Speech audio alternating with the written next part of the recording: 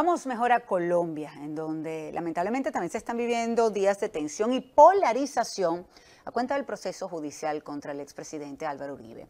Hoy se conoce la sentencia y si será condenado por soborno a testigos y fraude procesal. Y por eso está con nosotros desde Bogotá Francisco Pacho Santos, quien fue precisamente vicepresidente de Colombia en el periodo de Álvaro Uribe. Bienvenido, Pacho, gracias por acompañarnos nuevamente en Canela News. Y bueno, tú mantienes que este es un proceso político de persecución de la izquierda. De hecho, te has manifestado a las puertas de la Corte. Cuéntanos un poco y sobre todo por qué alegas, por qué dices y estás convencido de que esto es algo político. Porque ha habido tales violaciones al debido proceso, ha habido tales violaciones a lo que en un juicio sería admitido o sería inadmitido. Por lo que ha pasado en todo este proceso, uno dice, ¿y esto? Esto no tiene nada que ver con justicia, esto tiene que ver con el elemento político. Te doy un ejemplo, o te voy a dar varios ejemplos. Primero, el magistrado de la Corte Suprema Barceló, Uribe, el presidente Uribe pone una demanda contra Iván Cepeda, y Iván Cepeda, en un momento dado, este juez voltea y acusa a Uribe, sin decirle absolutamente nada.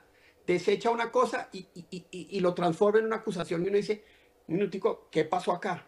O sea, algo inaudito. Segundo, unas grabaciones que no aportan nada, pero que hablan de cómo es esto, que fueron a un teléfono de una persona X, finalmente acabaron siendo el teléfono del presidente Álvaro Uribe. La Corte, a los pocos días, las personas que estaban haciendo la intervención telefónica le dijeron, oiga, qué pena, esto es el teléfono del presidente Álvaro Uribe, nosotros no tenemos la orden judicial. Y este magistrado de la Corte le dijo, no, sí, háganlo, tranquilos, sigan. Entonces pasaron del error a la ¿Sin orden judicial? Sin orden judicial. Y no solo eso, después validaron eso y la juez de hoy volvió y lo validó. O sea, sin orden judicial, una intervención, además, me gane recuerdo, cuando cayeron los computadores de Raúl Reyes, la Corte dijo, no pueden ser admitidos como pruebas porque no sabemos cómo fue la custodia. Y uno dice, entonces ahora sí son válidos porque no sabemos cómo fue la custodia de todo lo demás. Una prueba en la que se desaparece un teléfono, etcétera, de pronto aparece y aparecen unos testimonios y uno dice, oiga, ¿y esto dónde está la cadena de custodia? Tampoco les importó la cadena de custodia. Y la juez, para darle solo unos ejemplos en lo que ha dicho hoy, lo primero es que solo le falta hacerle una estatua a Iván Cepeda. Y lo segundo es que habla del pobrecito, que era un hombre muy, del testigo fundamental de Iván Cepeda, que era Monsalve, condenado a 44 años. Que no, que el pobrecito, que él era muy tímido. Y aquí por redes ha mostrado una carátula de semana donde él en la cárcel estaba con coca, rumbeando. O sea, no hay una apreciación real, de las evidencias. Y mire, yo desde que esto empezó dije, lo van a condenar. Aquí no hay posibilidad de un juicio justo. Toda la cadena que viene desde el 2010, que empezó esta persecución judicial, por parte de unos miembros de la Corte Suprema, porque la Corte ha cambiado, la Corte es distinta.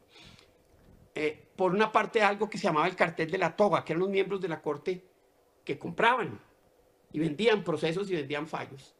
Y toda esa persecución y todo eso que se inicia cuando el presidente Uribe decide, hombre, hay que investigar qué está pasando en la Corte, porque tenemos indicios de que están pasando cosas raras en términos de procesos, en términos de platas, cosa que después se probó. Hay uno de ellos está exiliado supuestamente en Canadá. Pero cuando uno ve todo esto, uno dice, esto no tiene razón de ser, esto es una persecución política. Claro. Luego del fallo, yo aspiro que... De hecho, Pacho, te voy a preguntar cuáles son las opciones que le quedan al expresidente Uribe con el fallo, pero estabas mencionando a la jueza y justamente la jueza dijo que se incurrió más allá de toda duda en soborno, en actuación penal frente a Juan Guillermo Monsalve. Entonces, esto, y cuando veo también declaraciones de los abogados de Uribe previamente que dijeron, cuando una jueza introduce connotaciones ideológicas antes de fallar, se compromete la imparcialidad, que es fundamental para el debido proceso. Pero te quiero preguntar, ¿cómo has visto también en este caso la posición de Gustavo Petro, el presidente de Colombia, cuestionado por muchísimos, criticado, pero también enemigo de Uribe?